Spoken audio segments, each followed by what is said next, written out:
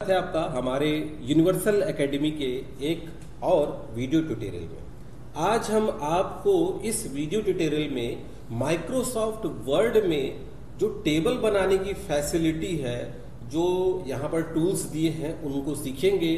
और Microsoft word में जितना अच्छा टेबल बन सकता है किसी भी दूसरे एप्लीकेशन में नहीं बनता है। यहाँ पर बहुत सारे ऑप्शन दिए हैं, बहुत सारी यहाँ सेटिंग्स दिए हैं टेबल की, तो वो हम समय ना गंवाते हुए जल्दी से जल्दी देखते हैं। और इस 15 मिनट की वीडियो ट्यूटोरियल में आपको हम एक बेहतरीन टेबल, जैसे आपके स्क्रीन में अभी दिख रहा है, इस तरह का एक टेबल बना के भी दिखाते हैं। पहले हम अब टेबल के बारे में बताते हैं और फिर टेबल बनाना आपको सिखाते हैं।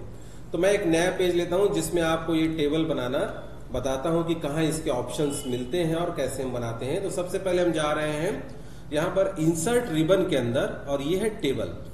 टेबल बनाने के लिए यहाँ पर 3 मुख्य तरीके हैं। एक है सेलेक्टिंग सेल रेंज, दूसरा है इंसर्ट टेबल और तीसरा है ड्रॉ टेबल।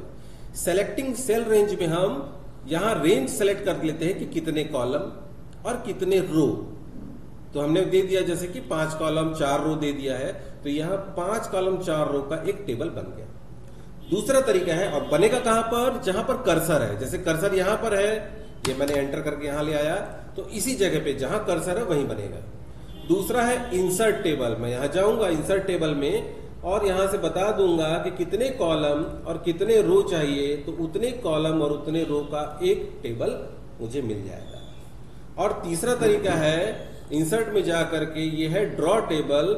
इस ड्रॉ टेबल ऑप्शन से जाकर के मैं एक सबसे पहले स्क्वायर खींचूंगा और उसके बाद एक रेक्टेंगल खींचने के बाद एक खड़ी लाइनों से मैं कॉलम बनाते जाऊंगा, और आड़ी लाइनें, ये जो पेन मिल गया मुझे, एक पेन टूल मिल गया है टेबल बनाने के लिए, इससे मैं ये टेबल ऐसा ड्रॉ कर लूंगा। इससे एक और फायदा है कि मैं किस जगह पे चाहूं, जहां चाहूं वहां पर भी खींच करके और कॉलम्स में बीच में भी क्रिएट कर सकता हूं ऐसे। ठीक है, तो ये 3 तरीके मैंने आपको बताया। अगर गलत जगह पर खिंच जाए टेबल, कुछ ऐसा हो जाए, तो आप Ctrl Z मतलब अनडू कर सकते हैं, तो तुरंत वो पिछली कंडीशन में आ जाएगा। तो ठीक है, हम आगे देखते हैं। अब जब हम टेबल बना लेंगे तो इसमें टाइप करते हैं। टाइप करने के लिए जैसे मैं अंदर कर्सर क्लिक कर दिया और यहाँ पर नेम, टैब, एड्रेस, फिर टैब दबाते जाऊंगा। टैब की दबाने से मैं नेक्स्ट सेल में आता जाऊंगा। तो यहाँ पर मैं देखो टैब दबाते जा रहा हूँ, अगले सेल में आ रहा हूँ, टैब दबाते जा रहा हूँ। मैं एरो की का भी इस्तेमाल कर सकता हूँ, लेकिन टैब दबाने से फायदा ये है कि आपको और भी आगे रोज ऑटोमेटिक एक्सटेंड होती जाएंगी। तो देखो नीचे रो आती जा रही है और बढ़ती जा रही है। मैं अंदर पे क्लिक किया, यहां से मैं इसकी जो लाइन है इनको पकड़ कर इस तरीके से माउस से इसको ड्रैग करके इसकी हाइट विड्थ वगैरह जो भी है मैं फिर से सेट कर सकता हूं, और पूरे टेबल की भी मैं सेट कर सकता हूं यहां से ऐसे करके। ठीक, दोनों तरफ से पकड़ के। नेक्स्ट है, इसी में देखो एक है डिजाइन, ये रिबन है, और एक है लेआउट रिबन है।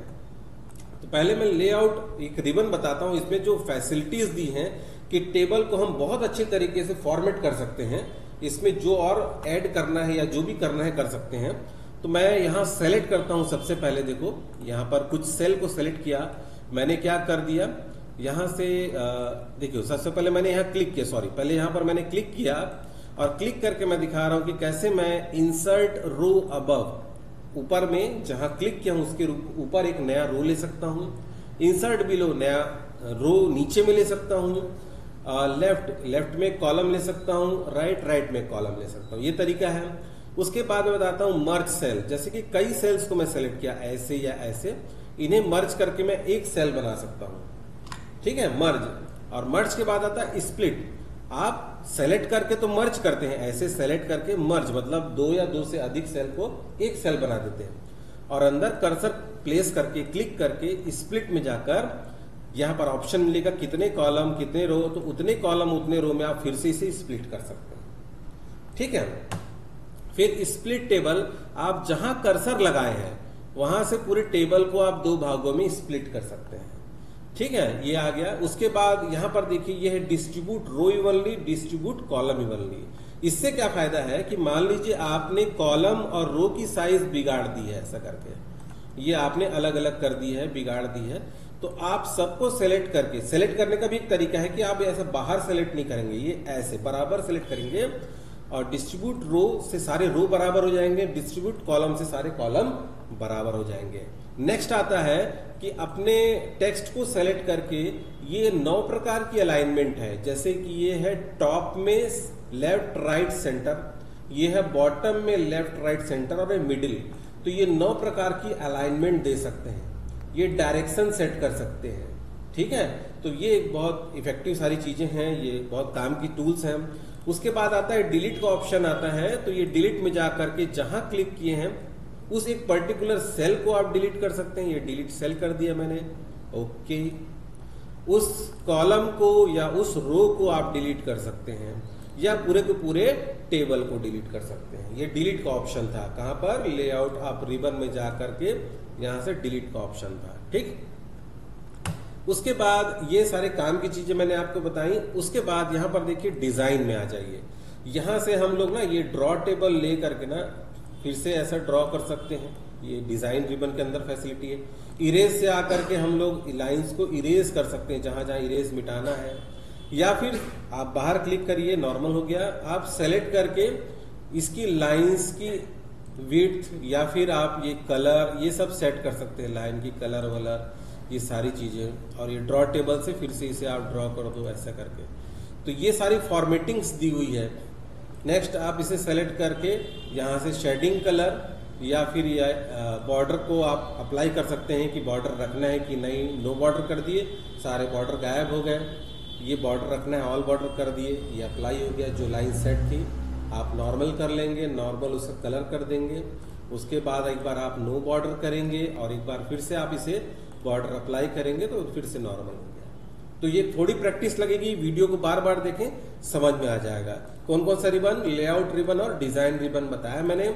इसकी मदद से बहुत अच्छा टेबल बना सकते हैं और मैं आपको अब बनाकर दिखाता भी हूं। ठीक है, तो आपके पास देखिए आपके पास स्क्रीन के सामने ये एक दिख रहा है टेबल, बिल्कुल एज इट इज मैं यहां पर बनाकर आपको दिखाता हूं। तो यहां पर देखिए कोई भी टेबल आपके सामने दिया है ना, तो सबसे पहले उसकी कॉलम्स को गिन लीजिए आप, रो और कॉलम्स को। तो मैं यहां पर जो है रोज को गिन रहा हूं कि एक रो ये है, दूसरा, तीसरा, 4, 5, 6, 7, 8, 9, 10 ये रो है। और कॉलम कितने हैं, तो 1, 2, 3, 4, 5, 6, 7, 8, 9। मैं यहां कर्सर लगाया नीचे पे, इंसर्ट सेलेक्टिंग सेल रेंज या फिर इंसर्ट टेबल, जिसमें भी चला गया, इंसर्ट टेबल पे चला गया। और कॉलम की संख्या मैंने कर दी 9 और रो की संख्या मैंने कर दी कॉलम की संख्या 9 और रो की संख्या मैंने कर दी 10। ओके करता हूं, ये आ गया। ठीक है, अब मैं करता क्या हूं कि देखिए यहां पर इसके मर्ज करना पड़ेगा, 3 रो जो है मर्ज करने पड़ेंगे। पहला, इसे मैं क्या कर दिया, देखिए ये लेआउट में गया और मर्ज सेल कर दिया मैंने। दूसरा, ये मर्ज सेल कर दिया। तीसरा, ये मर्ज, जो कि मैं पहले बता चुका हूं आपको, ये मैंने मर्ज कर दिया। और बिल्कुल इसे देख करके मैं इसे टाइप भी कर लेता हूं कि क्या क्या टाइप करना है। सबसे पहले मैं यहां पर मैं इसे जूम इन या जूम आउट कर सकता हूं, देखिए, ताकि मुझे सही तरीके से दिखे। तो मैंने ढंग से इसे रख लिया और टाइप कर देता हूं जो टाइप करना है। यहां पर कैप्स लॉक कर लेता हूं क्योंकि कैपिटल में लिखना है। तो टाइम टेबल फॉर्मेट ये लिखते जा रहा हूं मैं। नेक्स्ट टैब दबा के नीचे आ जाऊंगा, टाइम टेबल, फिर टैब दबाया, नीचे आ गया, फिर रूटीन। जैसा कैप्स लॉक है नहीं है, आप उसे इस्तेमाल कर सकते हैं। ये बनते जा रहा है, देखो ये एक्स कर दिया मैंने और यहां पर लिख दिया मैंने डेज फर्स्ट। ऑटोमेटिक देखिए सुपर स्क्रिप्ट होते जा रहा है क्योंकि नंबर्स में लिख रहा हूं ना, तो सुपर स्क्रिप्ट मतलब ऊपर में ये सेट होते जा रहा। थर्ड, फोर्थ, ये कॉलम को लिखना है, फिफ्थ,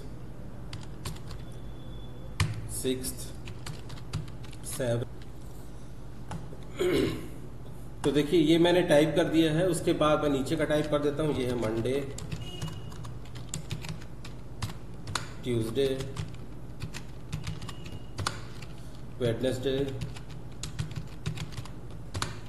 थर्सडे,